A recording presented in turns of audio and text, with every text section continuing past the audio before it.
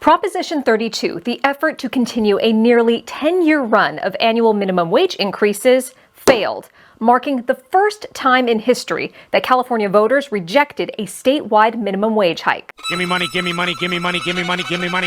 California has made history for rejecting Proposition 32, a measure that would have raised the minimum wage to $18 an hour by 2026.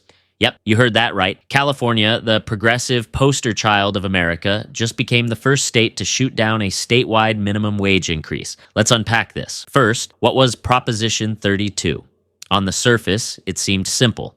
Bump the minimum wage up to $18 an hour over the next couple of years. For context, California's current minimum wage is already among the highest in the nation, $16 per hour for most workers. And hey, if you're flipping burgers at a McDonald's in LA, chances are you're making $20 an hour because fast food workers already have their own state-mandated bump.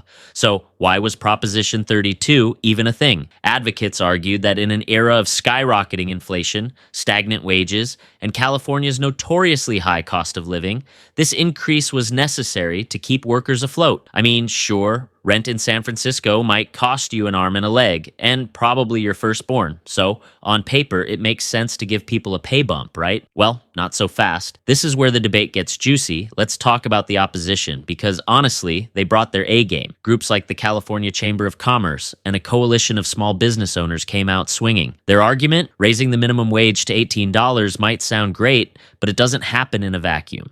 Think about it. If wages go up, so do costs for businesses. And when businesses face higher costs, guess who gets hit next? Ding, ding, ding. It's you, the consumer. Suddenly, your $5 cup of coffee is $7, and that In-N-Out burger, probably closer to $10. The opposition also pointed to potential job losses. Tonight, we're looking at the message voters are sending by rejecting California's Proposition 32. It would have raised the state's minimum wage for most workers from the current $16 an hour to $18 an hour. By a slim margin of 50.8% to 49.2%, fewer than 250,000 votes as of Thursday, California voters rejected Prop 32. This would have made things terribly worse. John Kabatek is the California State Director for the National Federation of Independent Business. We represent about 13,000 small businesses across the state. His organization opposed Prop 32, saying raising the state minimum wage for most workers from $16 to $18 an hour would have resulted in higher costs for small businesses and,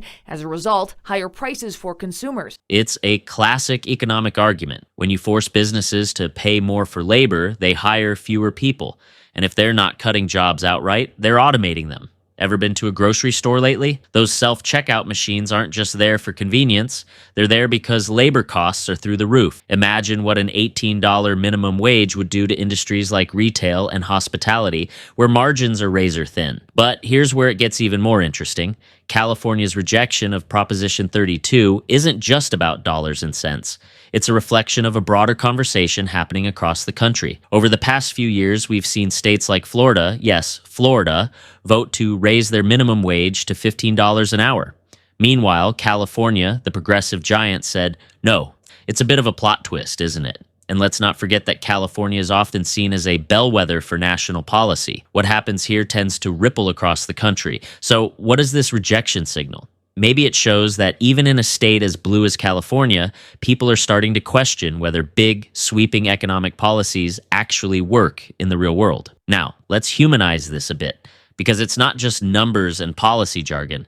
It's real people. For a single mom working 2 jobs, $18 an hour could mean the difference between making rent and falling behind. But for the owner of a neighborhood coffee shop, it might mean cutting hours for their baristas or raising prices so high that customers stop coming in. These aren't faceless corporations we're talking about. They're your neighbors, your friends, maybe even you.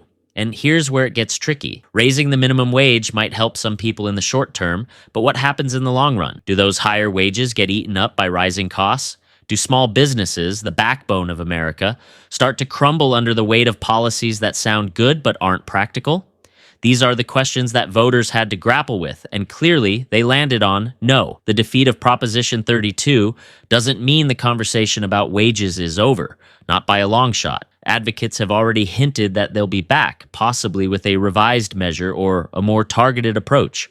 And opponents? They're gearing up to fight the next battle because they know this isn't the end either. This whole saga leaves us with one big question. Where do we draw the line between helping workers and protecting businesses? Can we strike a balance, or is this one of those issues where someone's always going to feel the pinch? Let me know what you think in the comments. And as always, stay alert, stay informed, and question everything. We'll see you guys on the next one.